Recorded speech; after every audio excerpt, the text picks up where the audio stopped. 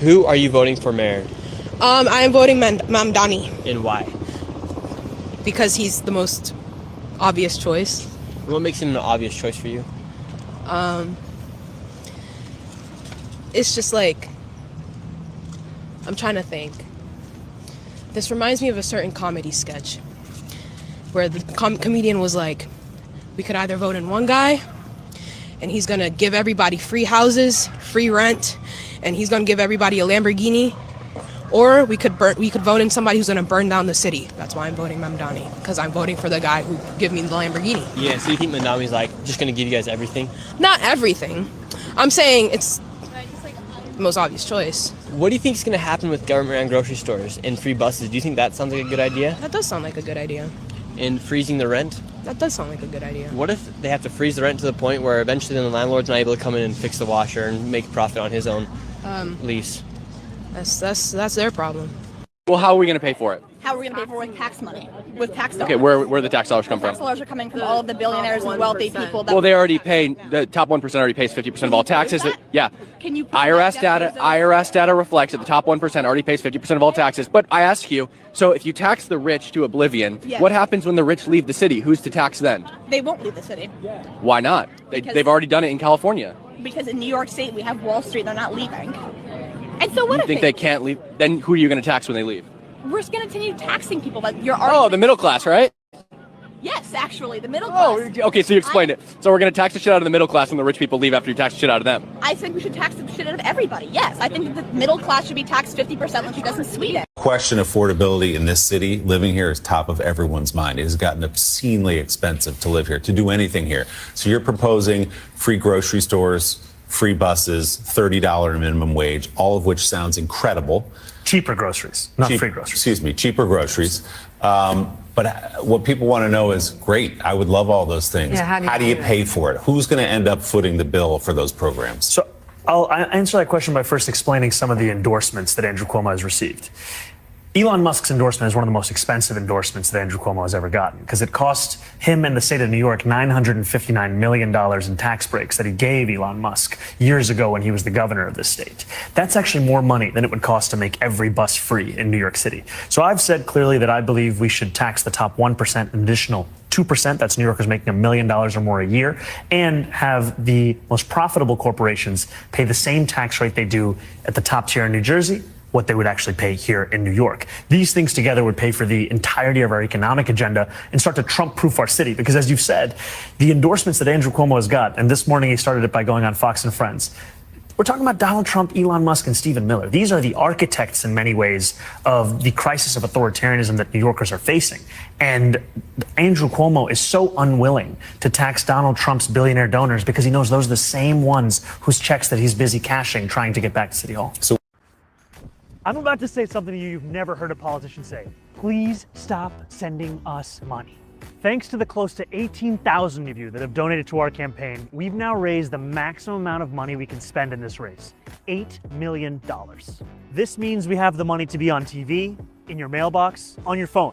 But there's one more place we need to be, your block. That's why I'm putting out the call to New Yorkers. Assemble! We want to create the single largest volunteer operation in New York City history, and we need your help. So join the more than 7,000 New Yorkers already knocking on doors and sign up to Canvas at ZahranforNYC.com/events.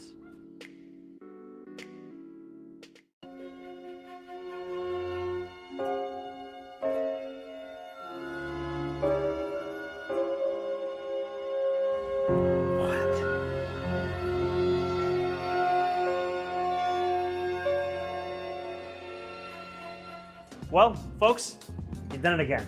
We can't take any more of your money. Truly, you need to stop. Thanks to you, we've raised the maximum amount of money we can spend in this race, $8 million. And you've done it with more than 2 months to go until the election. So that means we got it in the bag, right?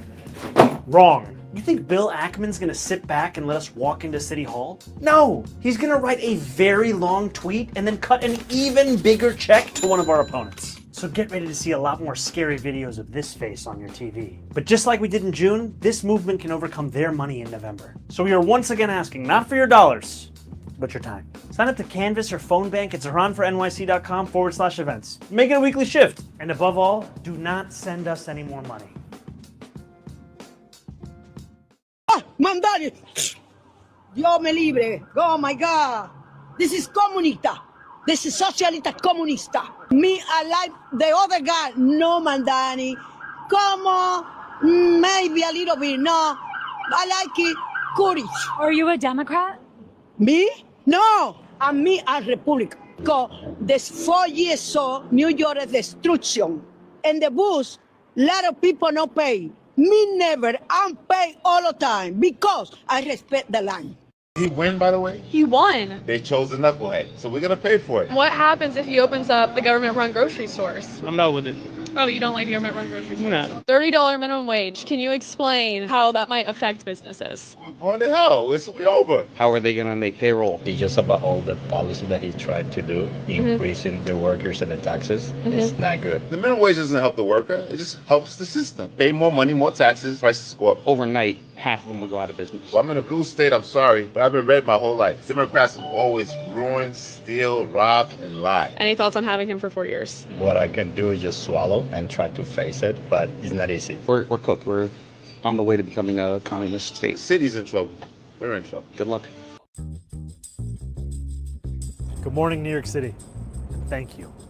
Last night we made history, and today we begin the work of making a new administration. Welcome to the transition.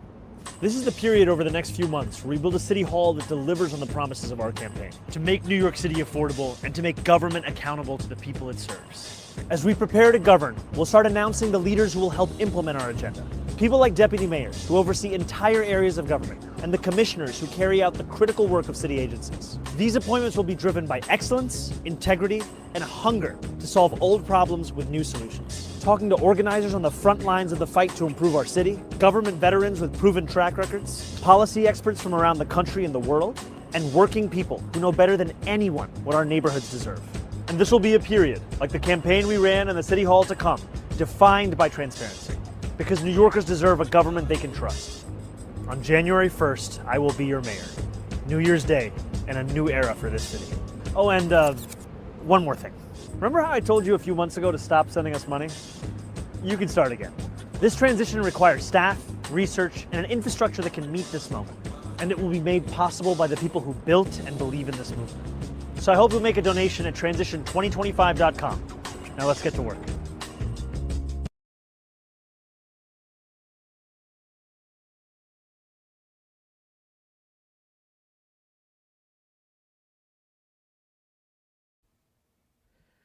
The problem with socialism is that eventually you run out of other people's money. Margaret Thatcher famously made that quote. A man who some believe is one of the greatest presidents ever in the history of the United States of America, a man known to many as the great communicator, meaning he was, out of every president in American history, able to convey a message to the American people better than any other president to ever hold the office. Ronald Reagan frequently told a story about a little girl who said she wanted to be president. In this story, Ronald Reagan asked the little girl what she wanted to be when she grew up. She replied that she wanted to be the president of the United States. He asked her what she would do first as president of the United States. What would, day one, what would be the first thing she would do? And the little girl says she would help all the homeless people by giving them homes, food, and money. Sounds a lot like the liberals of today. Ronald Reagan praised the little girl. He said, that is a noble idea. But he gave her a suggestion. He said, well, You don't need to become president to give homeless people homes, food, and money. He said, I will pay you $50 to go outside and mow my lawn. Once you mow that lawn and I give you $50, you can then take that $50 and go hand that to any homeless person you choose. Or you can give the homeless person $25 and take the other $25, go to the grocery store with that homeless person, and you can buy them $25 worth of groceries. The little girl paused. She was in deep thought. And she asked, well, why couldn't the homeless person mow your lawn to earn the $50 so that they can use it to buy groceries and eventually afford a place for themselves to live? She said, Mr. Reagan, why can't the homeless man do the work himself? Ronald Reagan looked at the little girl, and I'm sure at that time he had a little grin. He said, welcome to the Republican Party. Guys, this is not a complicated thing. This is not something that is amiss. This is not rocket science, so to speak. This is a very simple fact of life. That in our age of wokeism and constant victimhood has been muddied and, quite honestly, erased, tarnished. The Bible says if a man doesn't work, he doesn't eat. How we got to the point where so many absolutely refuse to work. I'm talking about able-bodied folks. But they are still able to eat and eat well, better than hardworking Americans, is beyond me. The social justice, the social welfare systems of the United States of America have not had the desired impact. They have not achieved their intended effect. They didn't lift people out of poverty and empower people to go out and earn the life that they want, and if they're willing to do the work, totally deserve. They didn't give people a hand up as they were intended. They instead gave people a hand out, an enabling hand out that did nothing but bolster entitlement, a mindset of victimhood, and a spirit of unaccountability. As good as we try to be to people, whether they are strangers, family members, even our children, if you spare the rod of discipline, you spoil the proverbial child. And are these people not our children? I mean, they want to live for free. They want to eat for free.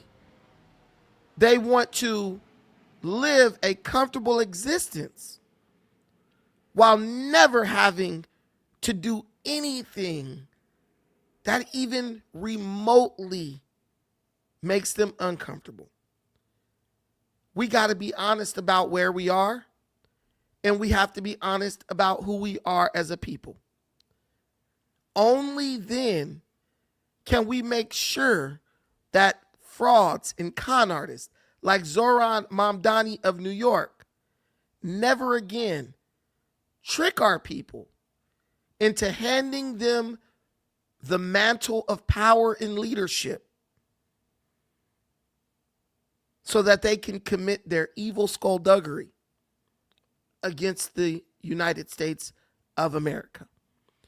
Now, we have a guest in our audience, Moose Man, a guy who thinks he can beat me in a debate, but No Jumper knows he can't, so they are not going to platform the debate. They don't want to see him get killed. He's in the audience. I've extended the invitation for him to come up, and he is more than welcomed to explain to me how Zohran Mamdani is going to execute his socialist charity agenda in the city of New York when he doesn't even have the ability to raise taxes other than property taxes.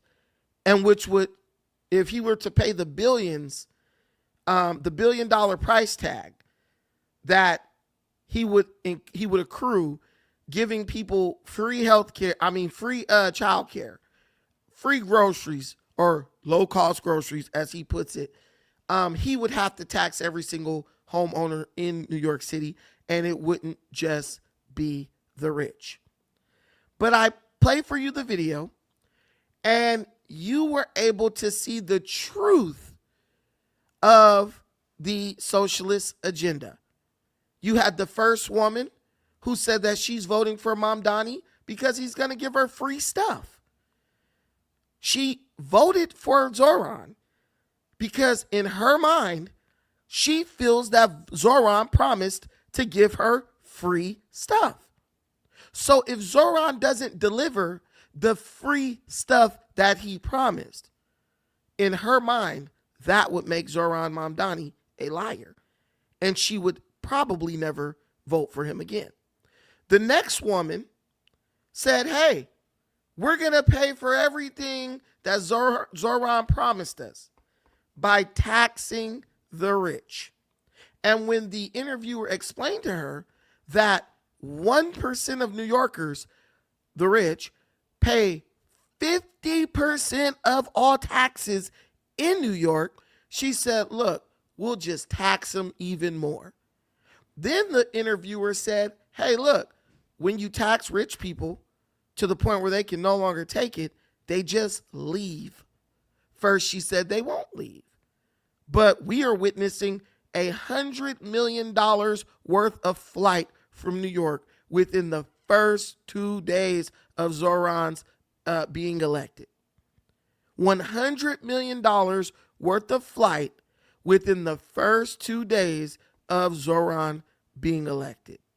Major real estate firms, major investment firms have already began to make plans to leave and go to places such as Texas, Tennessee, and Florida to avoid Zohran Mamdani's proposed tax hikes.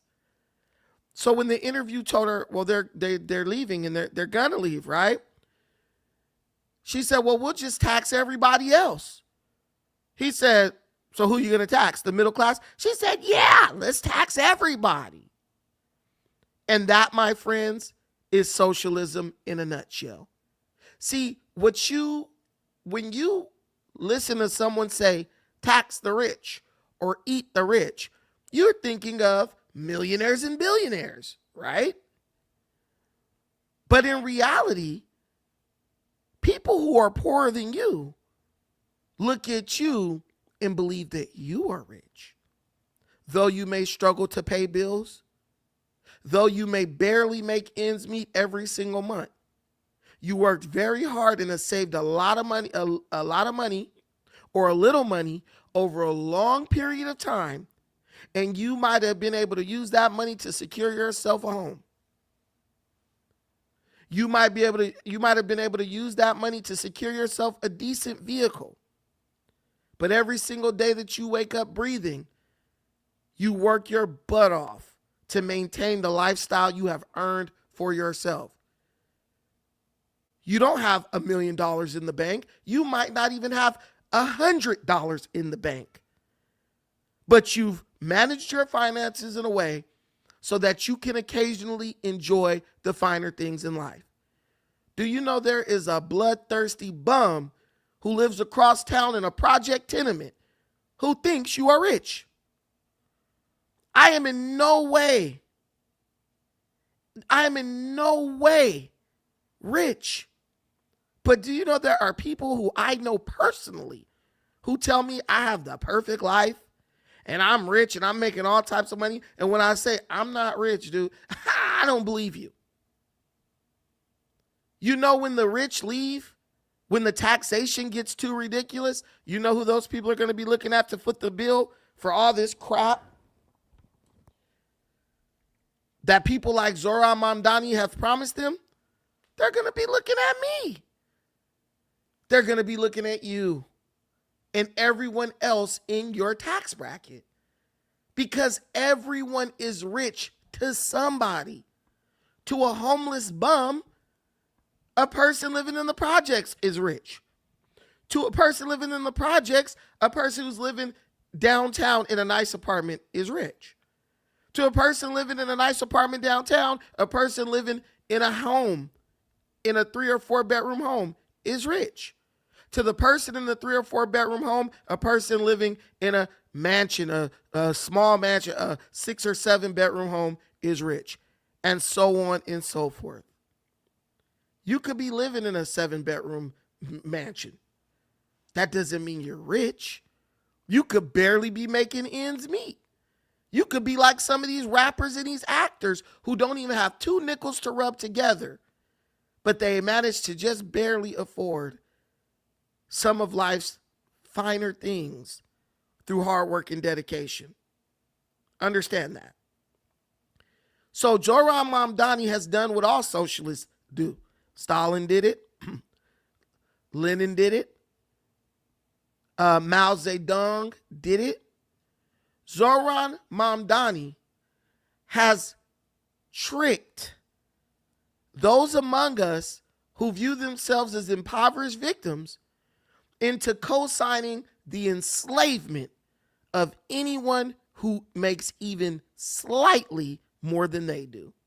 Socialism is slavery. Socialism is death. That is why socialism has not succeeded in any country on earth. The best you have done, the closest you have come, is ridiculously high taxes on the working class that are then used to coddle and enable people who don't want to work. This money ain't going to the girl who's working 2 jobs to take care of her 3 kids. She gets cut off of welfare programs. They say, hey, you make too much money. If you're making over $3,000 a month, you're making too much money to receive welfare, food stamps, or any of that stuff. So where's your money going? Your money's going to every con artist who's figured out that they don't have to work, but they can still eat well. They don't have to work, but they can still get a pocket full of money sent to them every single month.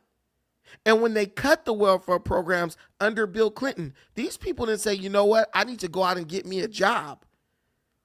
They just went into a lower state of living so that they could continue to use their welfare funds to support their extravagant lifestyle. That's all they did. That's why you got chicks rolling around with a $1,000 wig, but they sleeping on their best friend couch. She tends to work every day. That's why you got the chick who just came out the nail shop getting $400 worth of nails put on her ugly toes in her crusty cuticles. But she has somebody else's house sleeping on a blow-up mattress. Or maybe she might have managed to get on the Section 8 so she only pay about $12 a month for rent. Guys, I know people on Section 8 housing, their rent is $200 a month and they 12 months behind on their rent. I had an auntie who was like that. I had an auntie who was paying $200 a month for a 4-bedroom house and she was 2 years behind on rent. And she had 6 kids and was getting welfare checks for all of them and 2 of them disabled, so you know that disability money was coming through. and a knot worth of food stamps. If it was still the paper food stamps, she wouldn't even be able to put it in her pocket. And she was still 2 years behind on rent. Whenever she would offer to pay a little bit of her rent, the landlord would say, hey, you going to pay it off or are we playing catch up? I'm playing catch up. $200 a month. I know firsthand that welfare does nothing but enable. She was healthy because when they created the welfare to work program, she took her ass to work. And then when she figured out a way to finagle her ass up out of it, she went right back on welfare and stopped working. Why should anyone be forced to support a person like that? But what I'll tell you this, I want to make you a bet. Today, I'm feeling like a gambler. You gotta know when to hold 'em, and know when to fold 'em. You know that song. Who sung that song? Was it Nelson? Was it Willie Nelson? It was one of those crackers. But I want to make you a bet. If Zohran Mamdani, if he's going to achieve the socialist wet dream that he's promised you, wouldn't it make sense for all women who are struggling with kids to move to New York City? I mean, Zohran Mamdani is going to give you free health care. He's going to freeze your rent at a low price. And he's going to make sure that you get free groceries for your little bastards. It would make absolute sense if there's even a snowflake's chance in hell, if there's even an inkling of a chance that he will be able to execute this stuff, which we know he won't. It would make absolute sense for every impoverished person in America to flood the borders of New York City so they can go live on Zohran Mamdani's dime, or the taxpayers who he's going to economically castrate to pay for all these things, these promises that he's made. Let's be real. I'm changing his name to Zohran Mamdani because he's out here telling people, grown folks, that he's about to take care of them like a proud father, like a proud parent. But he's not even saying he'll do it.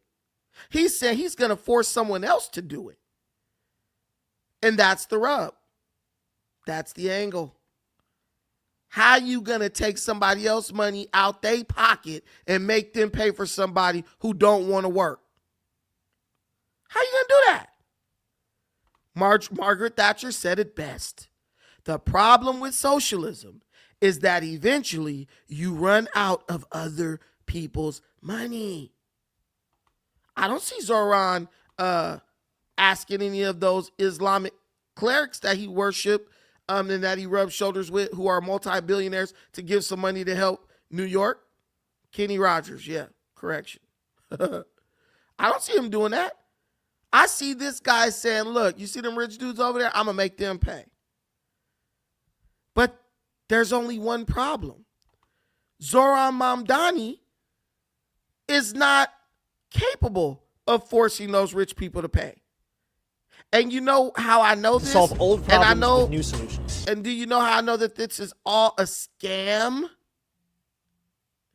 I know it's all a scam because though he talks about solving old problems with new solutions, you know, all this crap, Zohran is not asking the rich to pay for his transition team.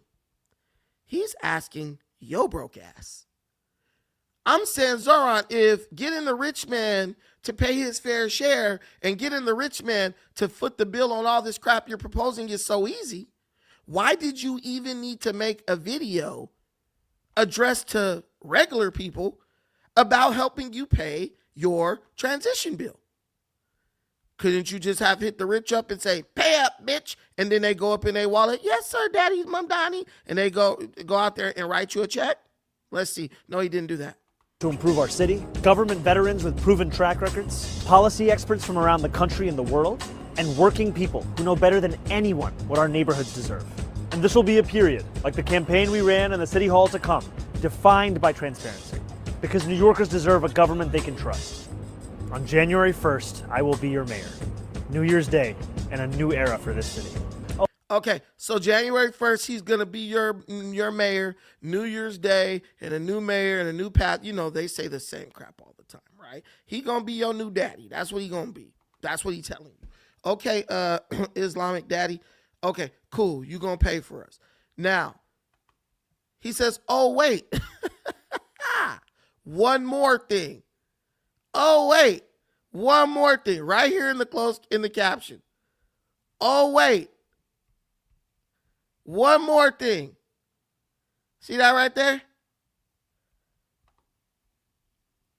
Muslim Daddy got one more thing to tell you. Zaddy. We gotta call him Zaddy. Let's see what he have to tell us. Oh, and one more thing. Remember how I told you a few months ago to stop sending us money? You can start again. This transition requires staff, research, and an infrastructure that can meet this moment. And it will be made possible by the people who built and believe in this movement. So I hope you'll make a donation at transition2025.com. Now let's get to work. New era, New York City. I'm going to leave that up. Okay, so he said, I basically need some money for the transition team. And the money I'm needing is all this is going to be made possible by the people who believed in this campaign and supported it. Okay, a bunch of broke motherfuckers believed in that campaign. That's who supported that campaign. So he's already doing the bait and switch where he says the rich gonna pay, but on the first damn day, you gotta pay. Every time we go somewhere, I gotta reach down in my purse and pay your way and your homeboy's way, and sometime Zoran's way. He don't never have to pay. You're gonna pay. He's already telling you. As a matter of fact, he's already front-loading you to prepare yourself to pay, because he knows that none of what you got to show your face backstage. You got to show your face so I know who you are, because you got, yeah. Anyway, so he's already showing you that. What happened? You heard me here singing. It was like the Pied Piper R&B. You had to come. Ooh, who is that singing? Who that singing at her? Okay.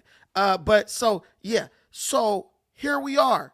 He's already letting you know that you're gonna pay.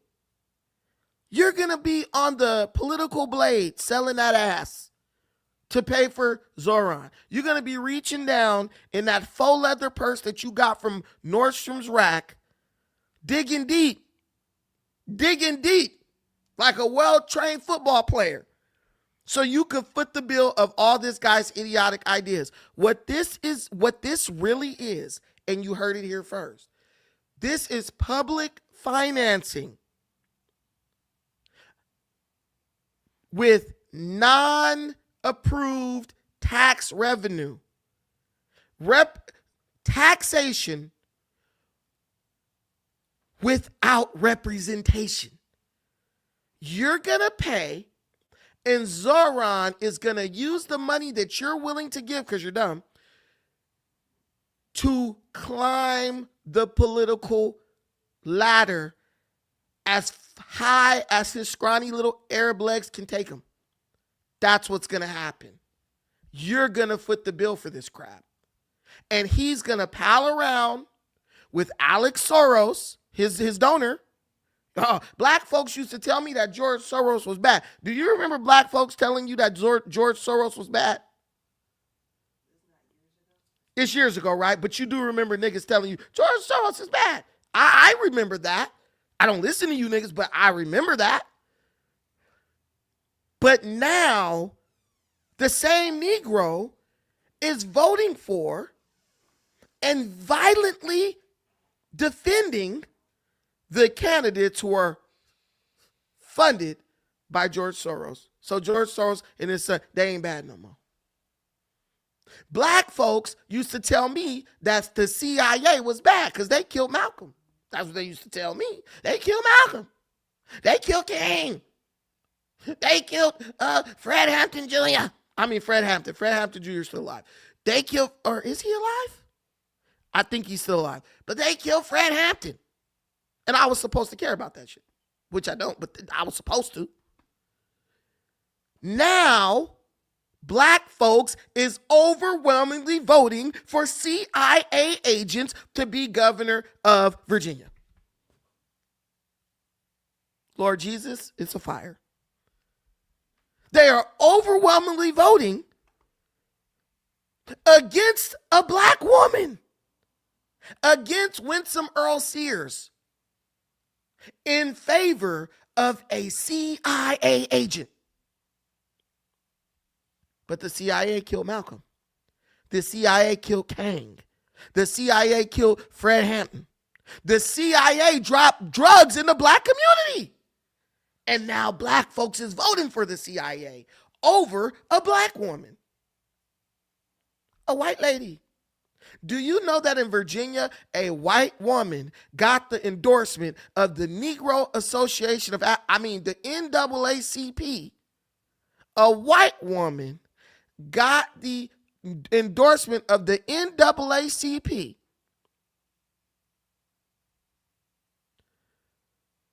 The National Association for the Adjustment. What does it stand for? The National Association for the Advancement of Colored Proctologists. What is the thing? NAACP. National Association of Adjustments. National Association for the Advertisement of Coon Propaganda. Is that what that? I think that could be. But it don't matter. No, that's a nigga organization. Yes, Jewish people started it. I know that. But the Negro adopted it as his own. And it's Negro sitting on the board of that organization. They supported a white woman who is a former CIA agent over the black woman, Winsome Earl Sears. We're ignorant.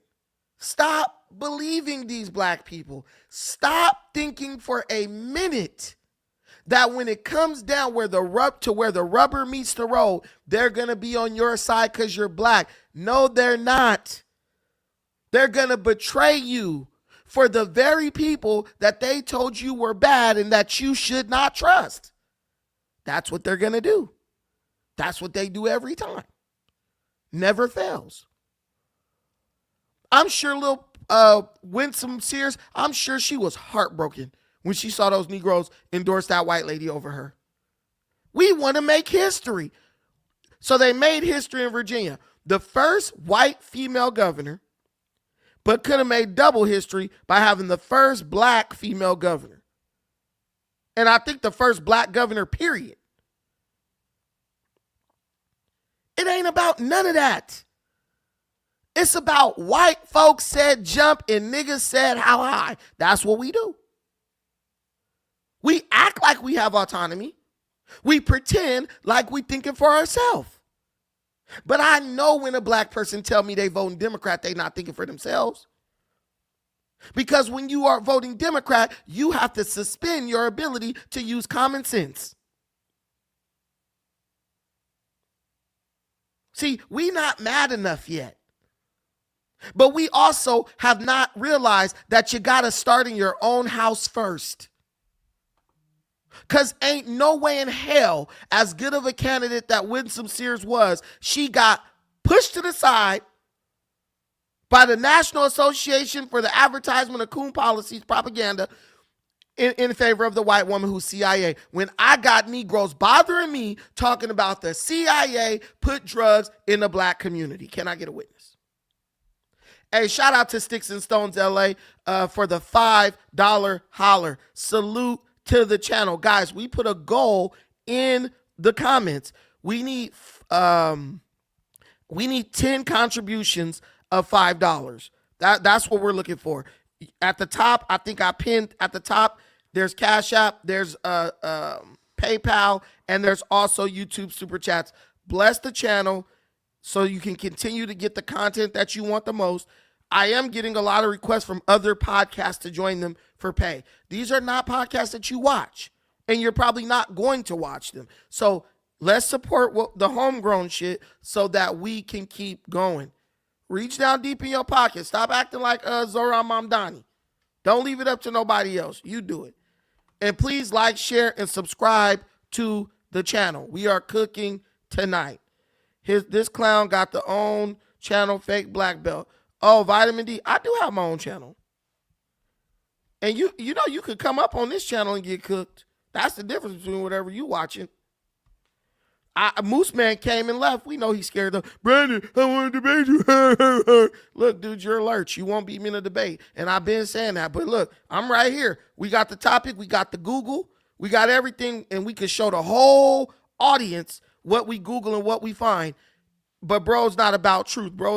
He's trying to just get clicks and views, which that's what we all want at the end of the day. But I want to use truth to get my clicks and views. I don't want to get up here and lie to people to get clicks and views. Right? Who's not a black belt? Jacote, you still talking. If I'm not a black belt, why do I have one? Anyway, Brandon, 24 years ago, New York wouldn't allow a Muslim to become mayor of New York. Look at what we have today.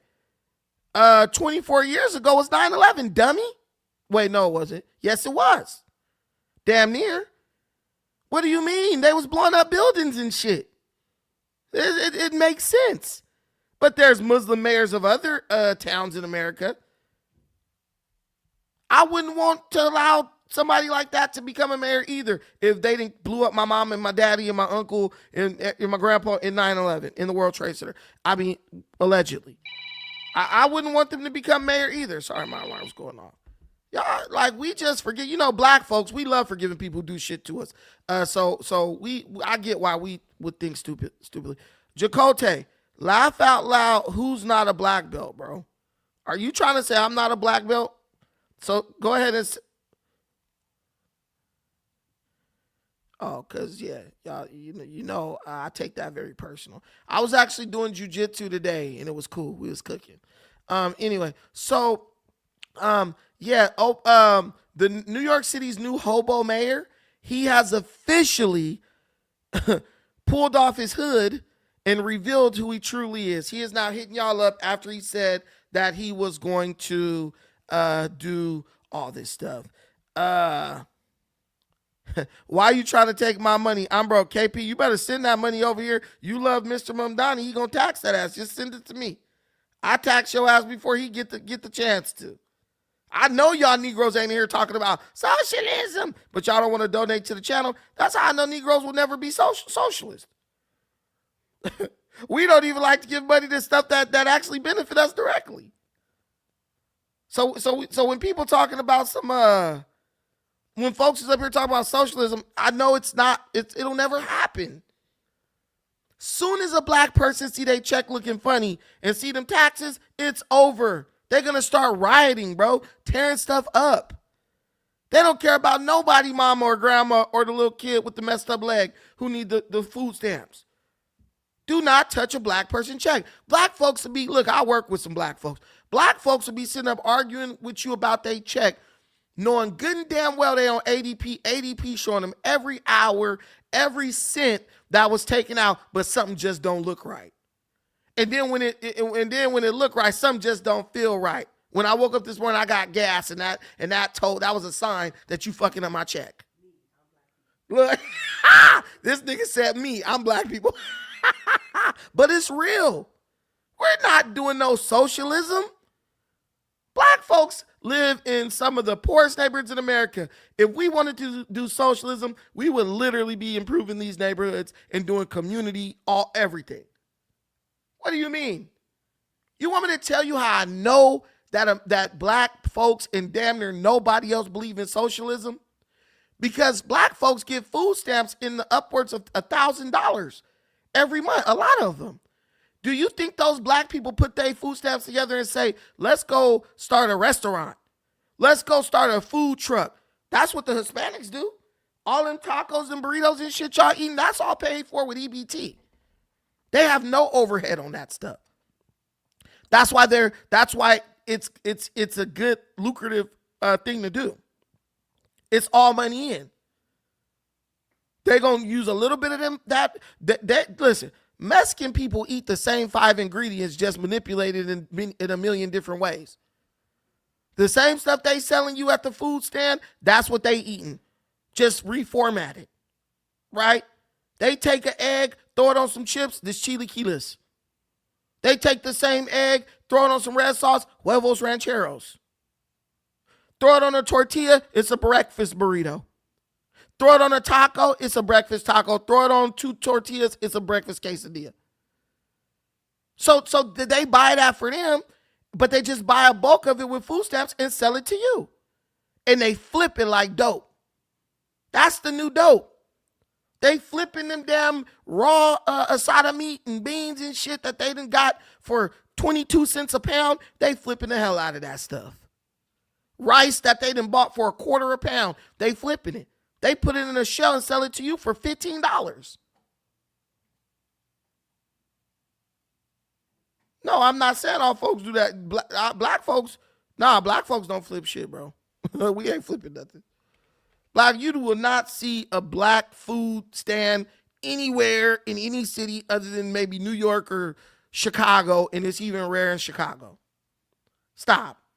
Closest we got is the Jamaican.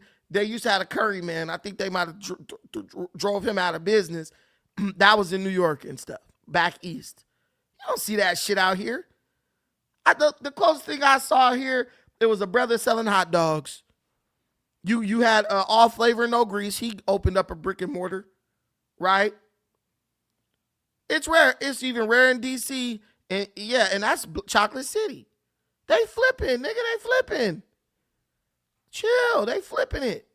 Okay. So now, Mamdani, we got on him already. So we gonna keep come here for your updates on Zohran Mamdani.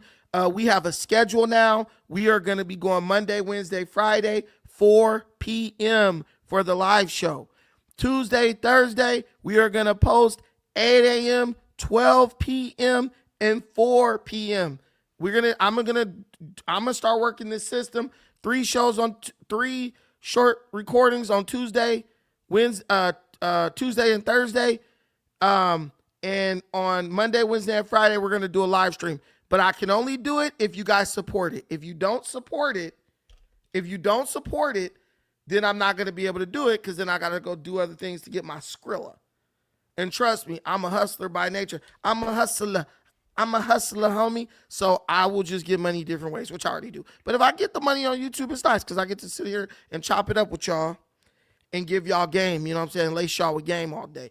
I'm lacing y'all with this political game. If y'all don't want to get laced up, then just don't watch. But I'm lacing y'all up with political game. I know today is not Friday or Wednesday, but I really want to talk about this today. And sometimes I'll even do that. If it's just something that's really hot for the day, that really deserves a live stream, I'm gonna go cook it up for y'all, like some good dope.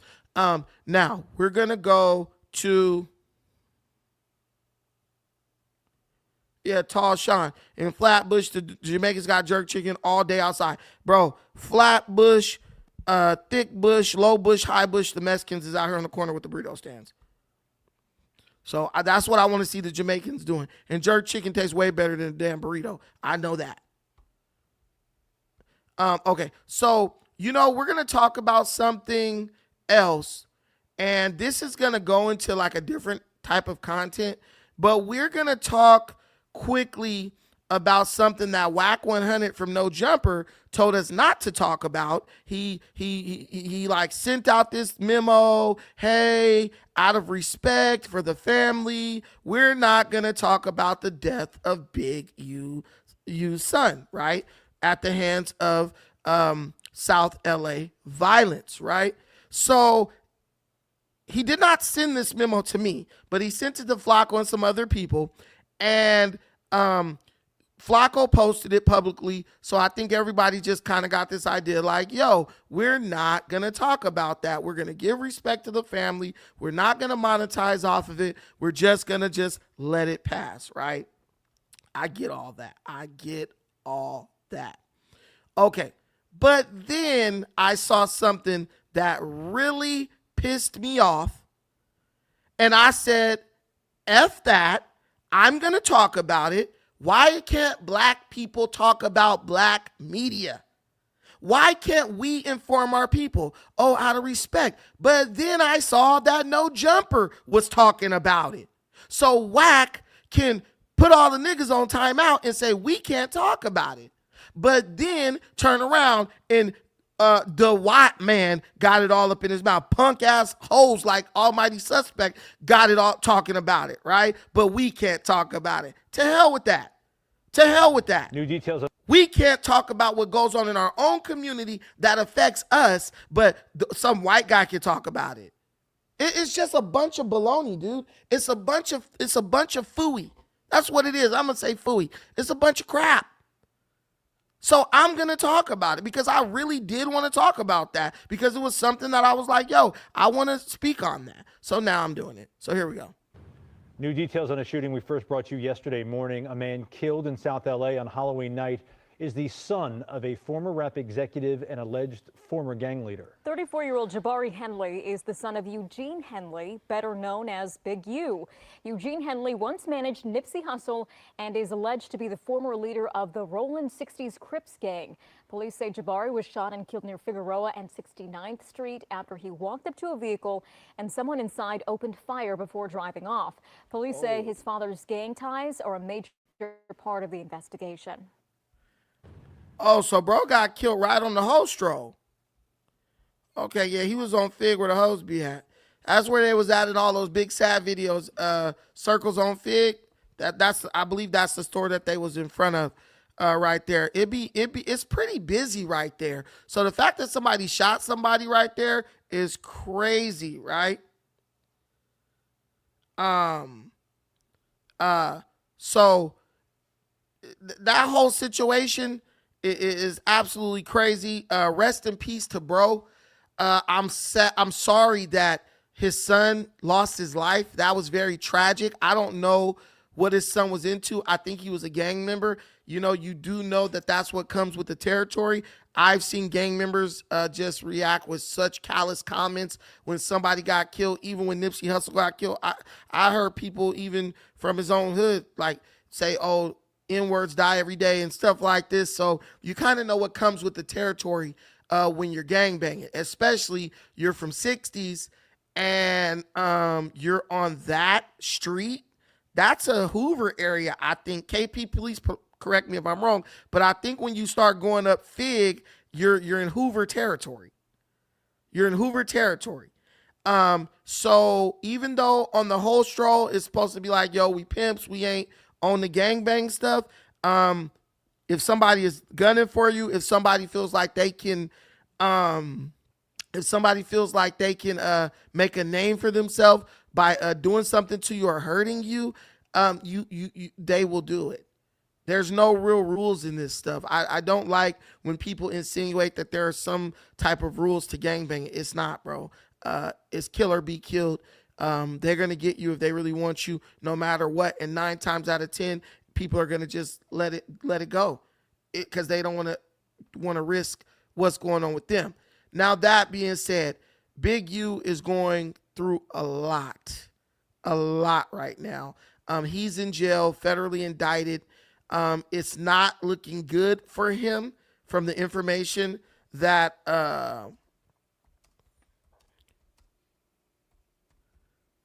it's not looking good for him right now. I'm going to say, look, if he's innocent, free bro, you know, but if he's guilty, you got to, you know, you do the crime, you do the time, right? So that's what I'm going to take a man stance. We all know the risk that we take when we do crime. We live in that lifestyle. I've lived that lifestyle at one point in my life, and I was ready to deal with the consequences of my actions, right? I got a good friend in the comments, KP. That dude is the you know what I'm saying, one of the most known people on the west side of Compton, my homeboy, like my brother, you know what I'm saying, from another mother, you know, he knows all about that. You deal with what comes. That being said, Big U has a, what hood is it? What hood is it? I thought Fig up there was Hoover. I'm not from LA. That's why I'm asking y'all. What hood is that? Because I know you got the Denver lanes as you coming from Imperial. You going up Fig. And then I don't know the other, you know, I don't know the other gangs in the middle of that. Do you got Colden Ave over there somewhere? Okay, so that's Main Street hood, right? He was not a gang member. I thought he was a gang member. Some people have been suggesting that he was a gang member, but he wasn't a gang member, which is even worse. That makes it even worse. But you're definitely going to be associated with that gang if your father is involved with that. I'm not saying who had it. I don't know who had anything to do with it. I'm just saying that if you are a person even remotely associated with gang stuff and that stuff is 60s stuff, that probably is not the best area for you to be in. Somebody, come on, y'all. We've been around gangs. We're not going to play willfully obtuse tonight. You know, that's a game we like to play in our community. We're not playing that game. What we're gonna do is act like we know the truth. People will do something to you just because of who you're related to. Right? People will do something just because of who you're related to. People think that's a strike, right? So what I wanted to talk about was, I think his name's Dayon Henley. That's Big U's son that's in the NFL. I think what we should do is focus our energy towards bro, our positive energy towards bro, because there is so much pressure on people when they come from those type of areas, when they're related to people who live that type of lifestyle. Sometimes there's a lot of pressure on them to like retaliate for things. There's a lot of pressure on them to kind of go and get revenge on the people who did something. Bro has lost a father to prison and a brother to violence. And, you know, I don't know, bro, but I would send a message to bro and say, bro, it's not wrong it would not be evil or vile for you to just totally detach yourself from that aspect or element of your life. Like, it's not anything wrong with like relaxing or even feeling a sense of relief, because you no longer have to deal with, you know, the constant battle of, you know, living up to what's expected of you from the hood side of your upbringing and trying to live up to your responsibilities as a man, you know, in your job, you know, being in NFL and stuff. I want him to understand that there are those of us who are out here who would totally understand your decisions. If, you know, even if there are those who are encouraging you to make bad decisions, stay away from this mess, bro. Stay far away from this mess. Talk to your father, show him that you love him, you know, bury your brother, honor his life, send him off to wherever he may be going. Give him all the fanfare, give him the best, right? But yeah, separate yourself from this stuff, man. The old friends, cut them off. Cut them off, bro. Cut them off. Because right now, the fact that I'm learning that this dude didn't even gangbang, it's looking to me like people are going after this guy Big U's family from what I just learned. Dayon Henley, I'm going to go watch bro play a game. You know, that'll be my way of supporting. But, bro, separate yourself totally from this stuff. Stay the hell out of L.A., bro. Stay the hell out of L.A. You live in L.A. because you play for the Chargers. But, bro, stay away from the common places. Because this is not – there's something very fishy about this situation. And I really don't see that part being communicated as much as it should be. But you got to stay away from this stuff, bro. Keep playing football, play ball, do what you do. And don't be around this element. It ain't going to bring you nothing good. All it does is jeopardize your future. So, and it ain't nothing wrong with that. There's nothing wrong with staying away from this crap. And I hope he might not see this message, but I hope I know there's somebody in his circle telling him the same damn thing. And listen to him. Listen to them. Stay away.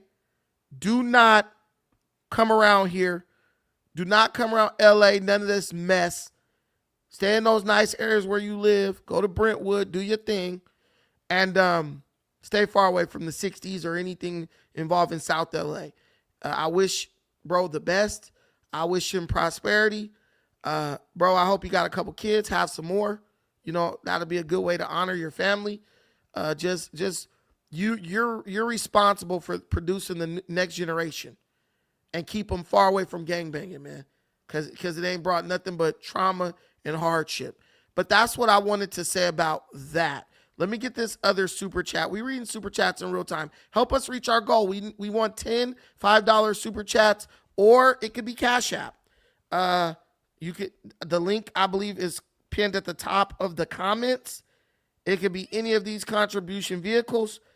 Let's try to get 10 contributions of $5 or more. You can do more if you want to. I'm just trying to make sure I'm not missing anybody who might have contributed on here. But yeah, that's our goal before this is over. And we have one more segment before we call it quits. And we got P Sizzle in the background, and he definitely wants to drop a jewel or two on you. So there's still time to contribute. Please like, share, and subscribe to the channel if you have not done that already. I appreciate it. The channel is definitely growing. We just reached 24,000 subscribers. So there's growth happening here. Let me see this damn thing. Here we go. I don't know what's going on with my channel. My thing. Oh yeah. So all the links are pinned to the top. But let me get this super chat. Keep pushing the truth. Cheers from Alabama. Yes, Buddy Eddie is in the building. Thank you so much, my brother, for the $5 holler. I appreciate you so much. We're reading them in real time here. And if you want a comment highlighted, put it in the form of a super chat, and I'll read it online. All right, let's bring P Sizzle up. Please stick with us. We're going to do the final segment.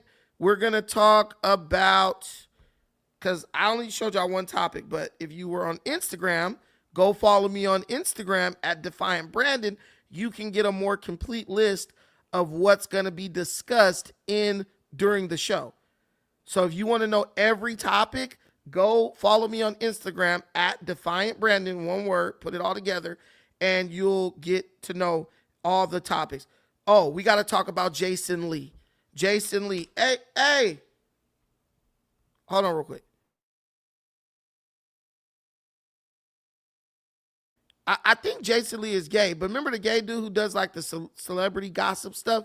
He is now the vice mayor of Stockton, California. He ran for political.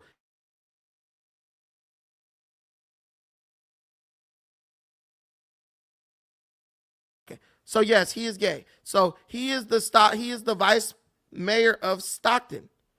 And he is going through some crazy stuff. And I'm going to unpack that for you all.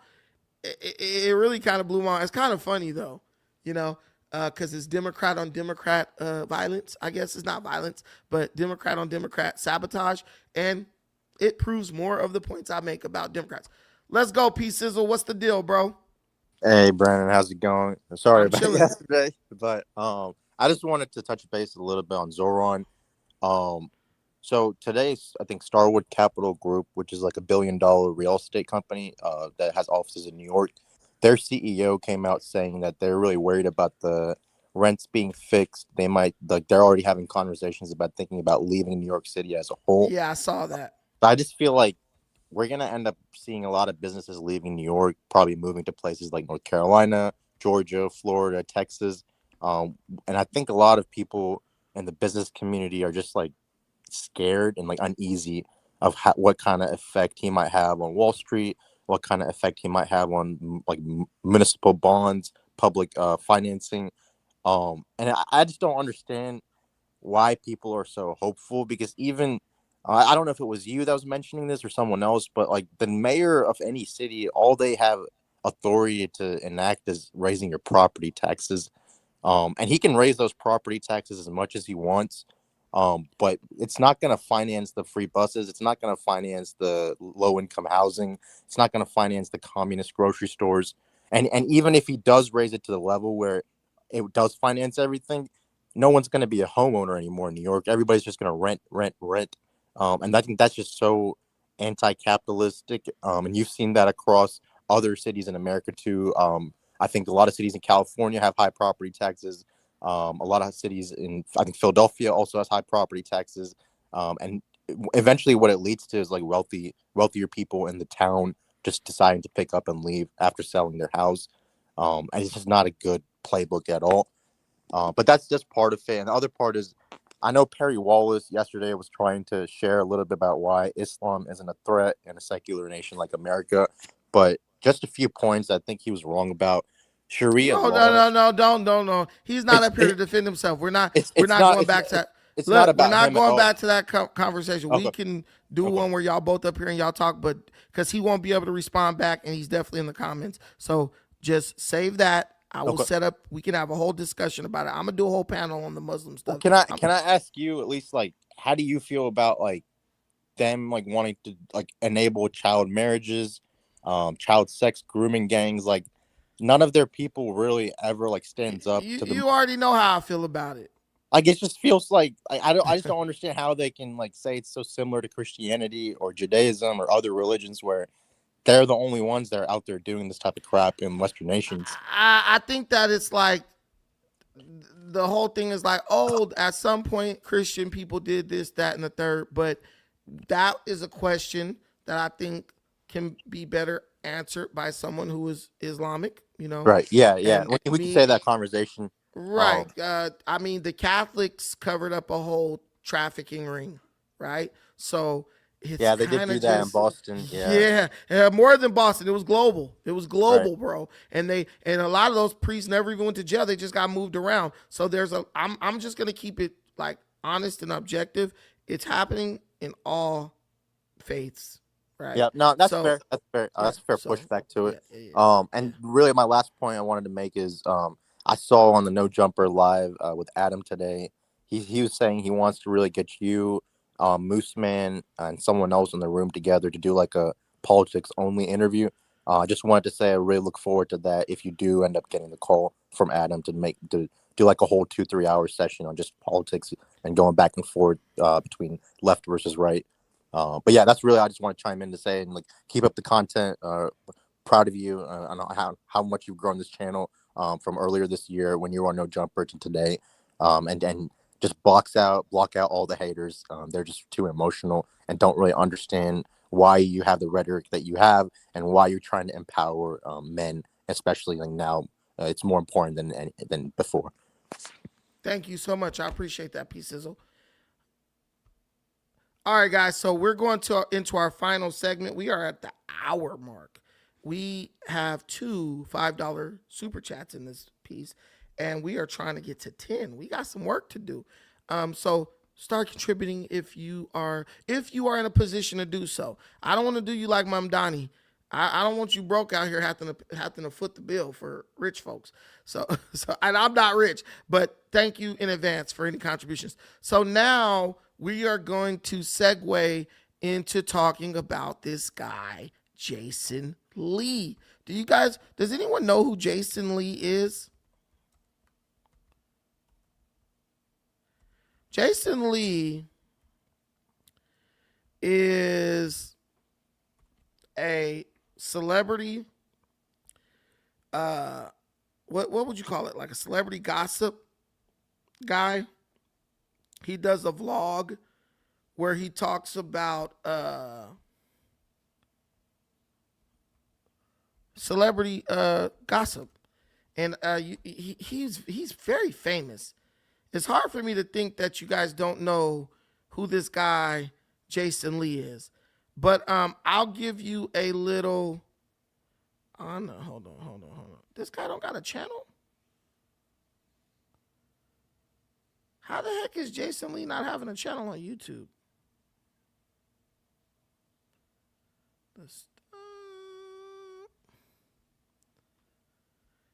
Is his channel called Hollywood Unlocked? Okay, yeah, I think his channel is Hollywood Unlocked. Yeah. So he has a channel on YouTube called Hollywood Unlocked, and he has the Jason Lee podcast, and he talks about all types of drama. And if you don't know who he is, here's a little.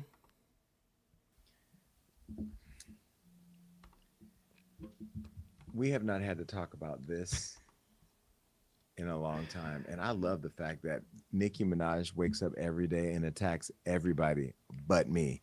I love that she realizes that I don't need no smoke with her and she don't need no smoke with me, because I'm at a different place in my life where I just don't have the desire to sit online and fight with Barbie dolls. Okay. Well, Safari apparently does, because you already know if Safari says something negative or checked in any way Nicki Minaj, you know the Barbs are out here having a field day. Well, Safari is out here seemingly snubbing ex-girlfriend Nicki Minaj, who, by the way, has a kid and is married. Safari, boy, you're talking about, I don't know. But he was defending Gucci Mane and his wife, Keisha Kaur, from her attacks. Now, it all started with Gucci and Keisha's interview on The Breakfast Club, interviewing and promoting his new memoir. Episodes, not new episodes of a show. That's the name of the memoir, in which he reveals his bipolar disorder and paranoid schizophrenia diagnosis and talks about his wife helping with his episodes. Now, ignoring the interview's positive mental health messages, Nicki found an issue and came gunning. She came for Keisha, and I love, full disclosure, I love Keisha Kaur, but this is what Nicki had to say. Gucci's wife has been trying to be me for years, been dying for the spotlight for years. She's there to keep Gucci sedated. Gucci hates Deborah Atney. They don't want Deb around me, but she's around me now. Charlemagne the Fraud, Jay-Z's friend and business associate, using iHeartRadio for these disgusting employees against innocent families.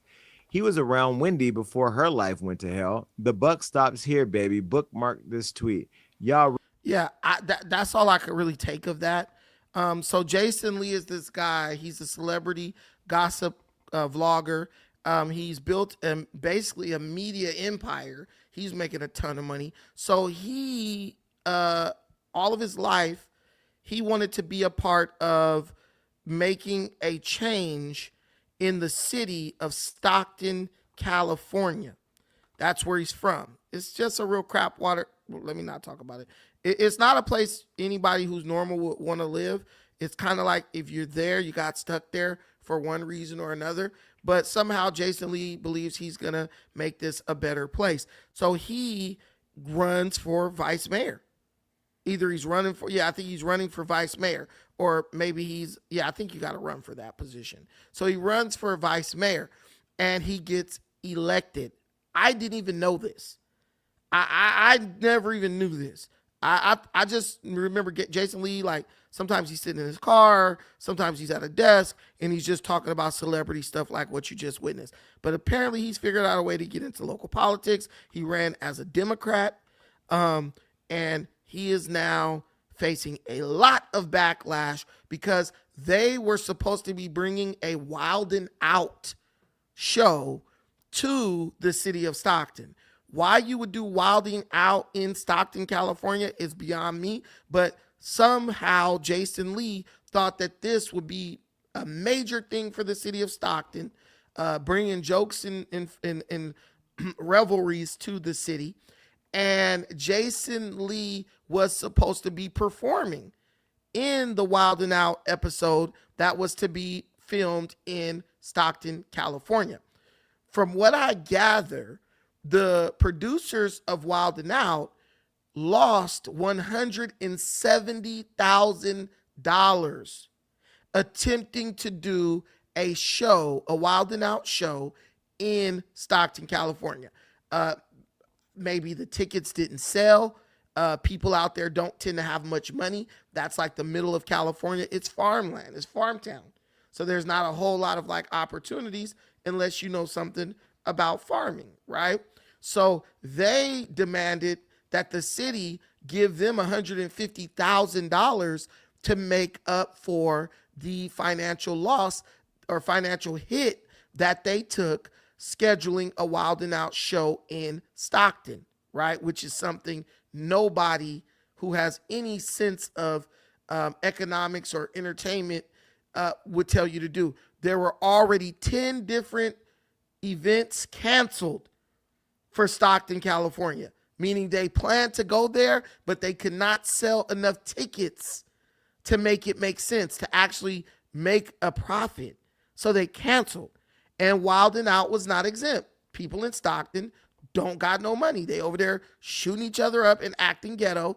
They have no money. So they wanted, so Wild 'N Out demanded $150,000 from the city of Stockton for them to still do the show.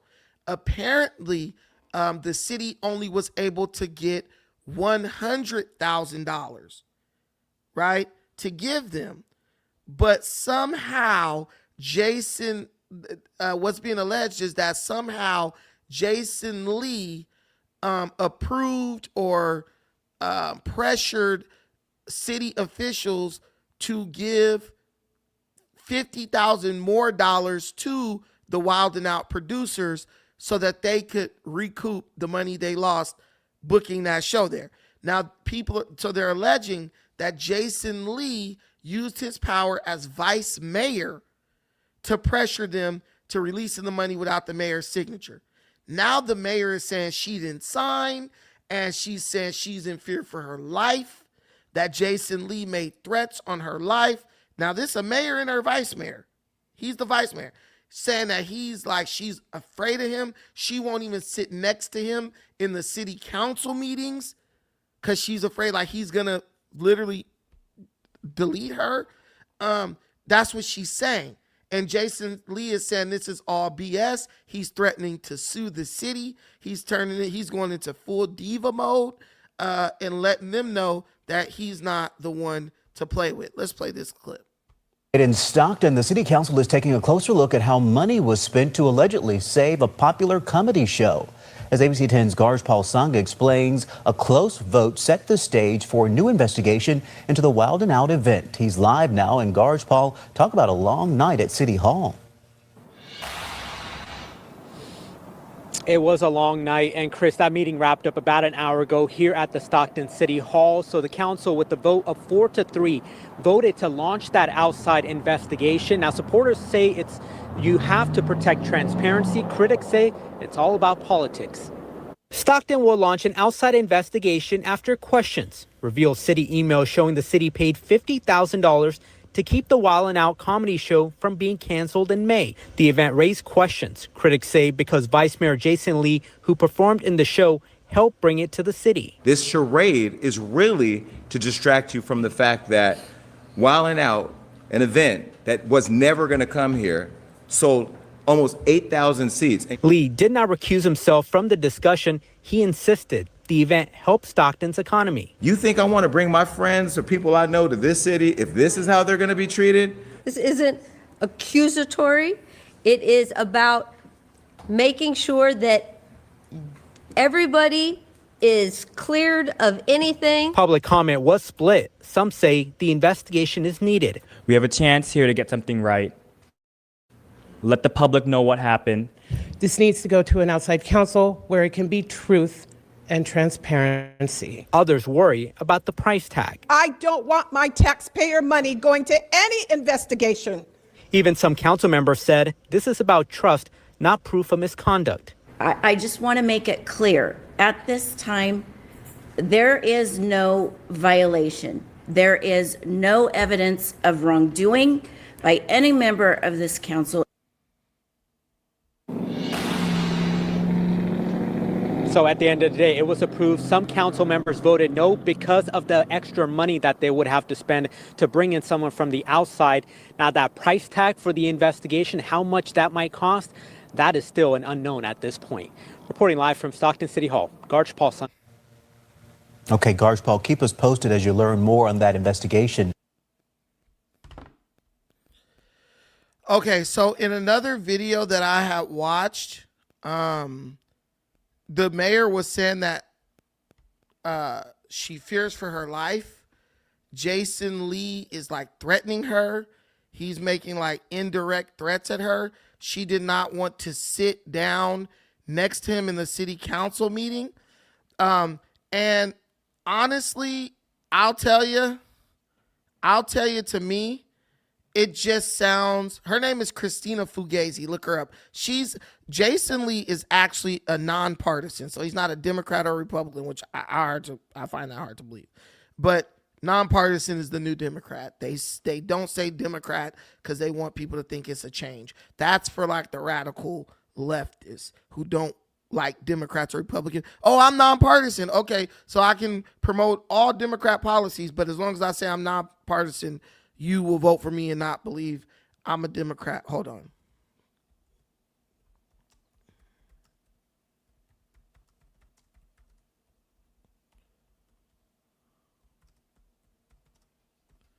Let me see.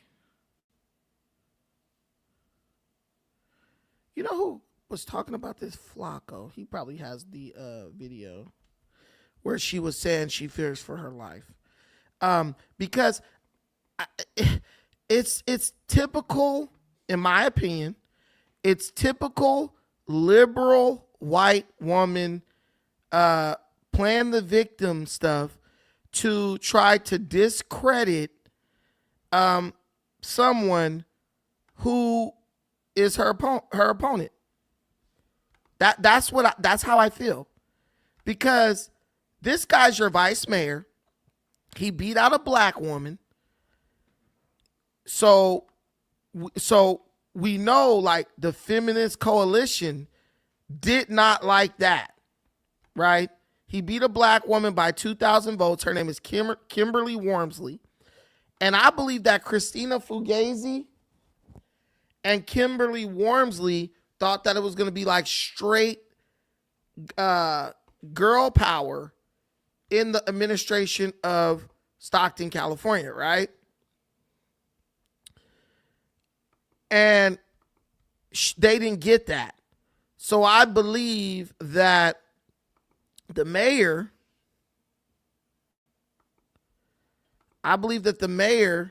of Stockton,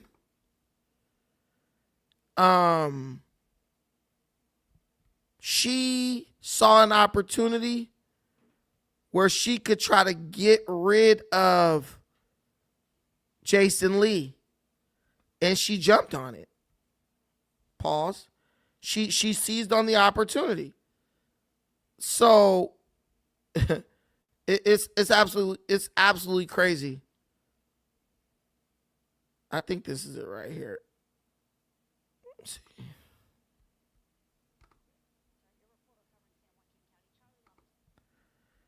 But for this lady to say she was in fear of her life and there were bullets mailed to her house and all types of crazy stuff, I just don't believe that. I would hope Jason Lee is not that ignorant to do something like that. But this to me is very indicative. It's par for the course when it comes to Democrats, especially, white female Democrats. They are the victim. You are the big bad boogeyman. And instead of just debating you on ideas and hashing out in court, they got to go the extra mile of making it seem like you're a threat to their life. Let's play this. Brewing battle on the Stockton City Council. The mayor speaking out earlier today about some concerns with her vice mayor. That's right. Your reporter covering San Joaquin County, Charlie LaPastora, is getting answers on the argument spilling into tonight's meeting. Hey, Yona. Stockton Mayor Christina Fugazi says she's starting an ad hoc committee to gather facts, examine evidence to hold Vice Mayor Jason Lee accountable.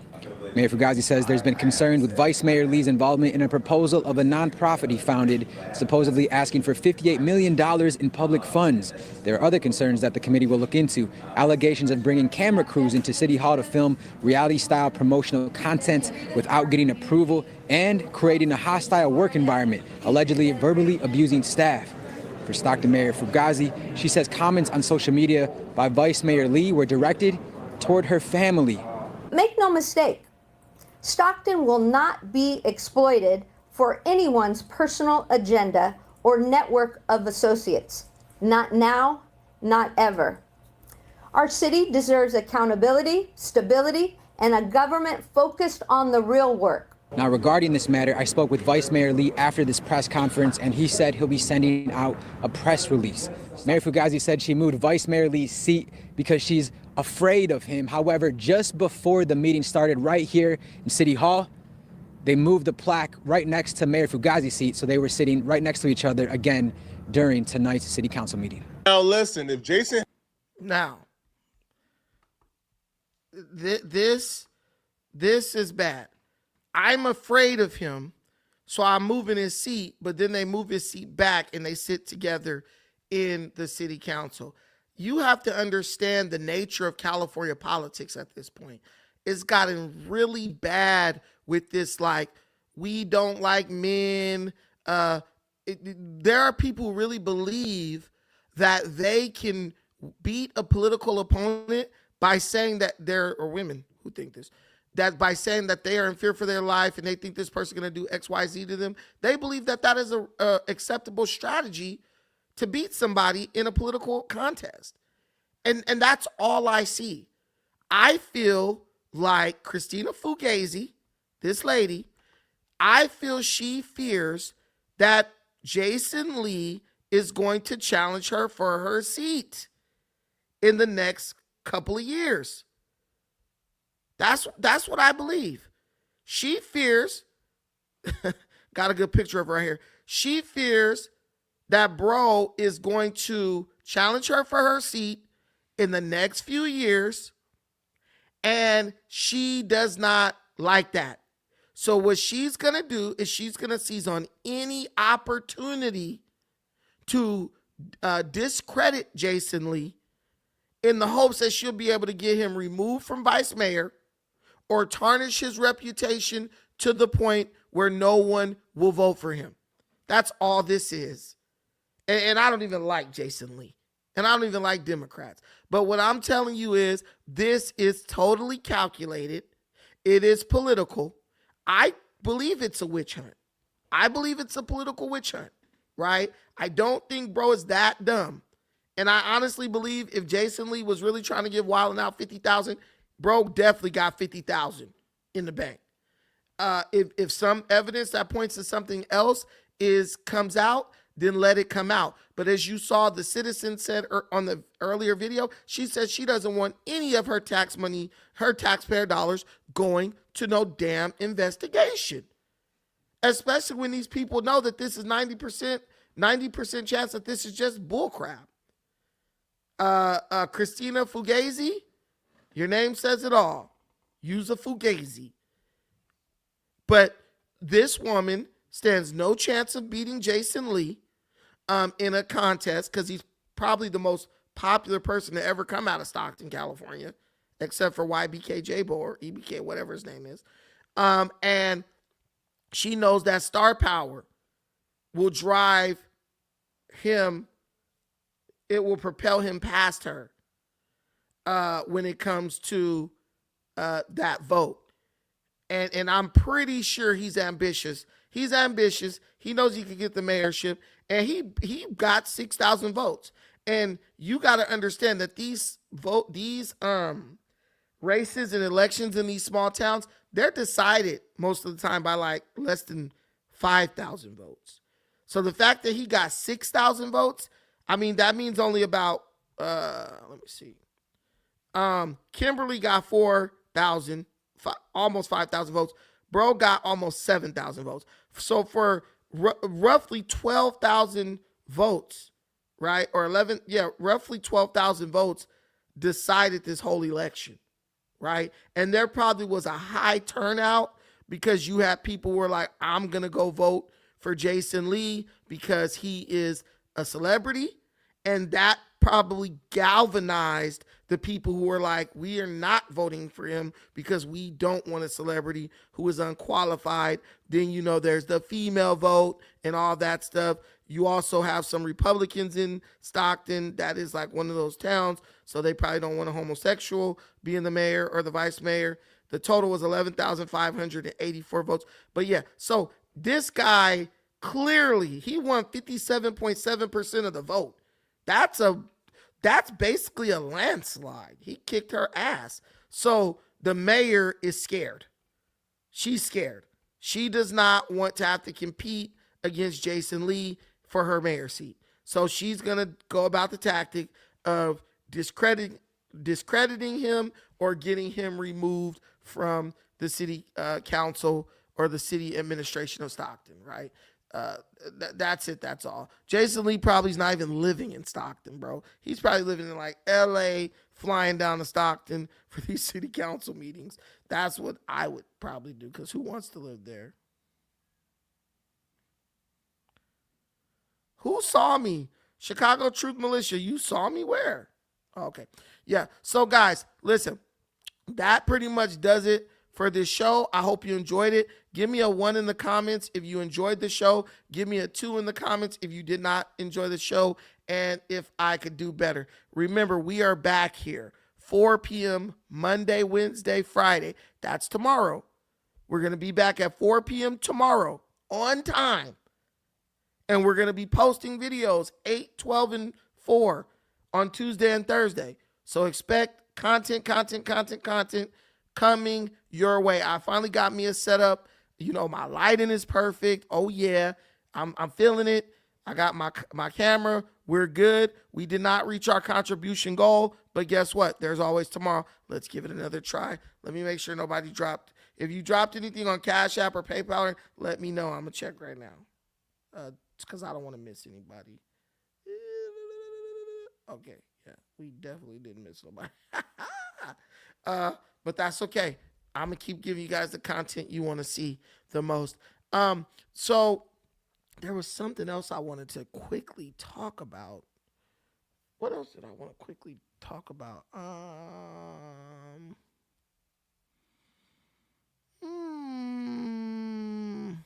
don't remember. The Raiders are beating the Broncos 7-0. There was something else I want to quickly talk about, but I'm forgetting. I am forgetting what that is. Yeah, we on our way up, bro. We just crossed 24,000. Wait, no. Was it 24? No, we didn't cross 24,000. I'm tripping, guys. Don't start me to lying out here. We didn't. We went to 20-something thousand 400. So we got 178 subscribers. And we didn't pay for them like a lot of people do. We got 120. We got 178 subscribers last month. I'm excited about that. Where are we at? Oh, we're at 21,405 subscribers, and that number's going up because we were at 21,300 something. But we got 178 new subscribers. That's a lot of growth, because when I was on No Jumper, I wasn't really doing my work in my channel like I should have been. And so we're leaning into the politics heavily, very heavily. So yes, you can get viewers and subscribers talking about a lot of celebrity stuff, but I really want the foundation of this channel to be politics. And it's okay because we can still talk about celebrity stuff from time to time, like we did with the Big U stuff, like we did with the Jason Lee stuff, and we'll talk about some other celebrity stuff. But the foundation of this channel is politics. We're educating, and we're lacing people up with game politically. The audience is growing, right? And I am of the belief that even the No Jumper audience has grown up a lot since No Jumper's inception. And I think they're a little bit more hungry for this kind of content. So I'm going to be the guy producing it. And I just want to fight in the big leagues, the big channels, Anton Daniels, the big boys, Devery Darkins, Brandon Lane. I want to fight with the big boys. I want to compete with them. Greg Foreman, that's I feel I have something to contribute to that space, the black conservative space, and I'm going to do it. I'm going to do it. And I hope you guys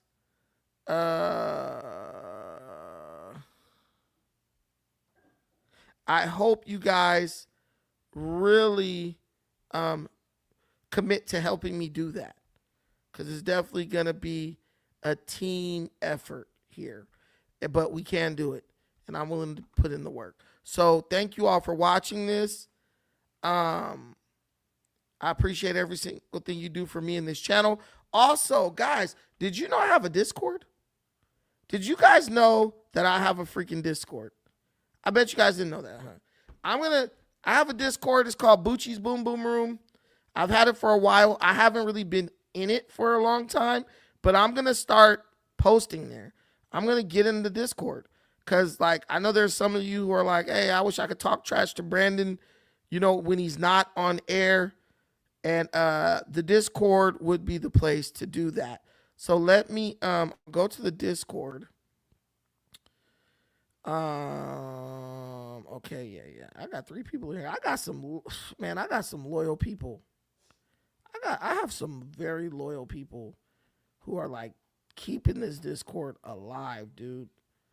I gotta bless those people, man. I'm gonna bless them for just holding it down when I've been too busy to be on the Discord. But I'm about to put the Discord link in the comments. So join me on Discord, guys. Let's talk. We can continue conversations. Whatever. And I'll be in there and I'll chop it up with you guys in there. But I'm just trying to grow my stuff on all levels. Hey, that sound is good. Bucci's Boom Boom Room, baby. All right, there it goes. That's the Discord link. So get in there and go crazy. Discord is where it's cracking. And then also, if you guys would bless me with a follow on Instagram. Bless me with a follow on Instagram. I'm trying to build up the Instagram. I'm not really great on all these different social media platforms, but I'm working on it. I'm building them up. So just understand that I need your support. I have no problem asking for your support, humbly asking for your support. I just copied the link. I'm going to put that in the comments as well. Instagram link is in the comments. And it's all Defiant Brandon on everything. Go back to Gay in LA Pod. But yeah, so we're going to build it up right here. So we got our schedule. Remember, Monday, Wednesday, and Friday, 4 p.m. Tuesday, Thursday, 8 a.m., 12 p.m., 4 p.m. Let's do it. We're going to cook. Till the next time, do me a favor and take care of yourselves. But most importantly, please take care of each other. Peace.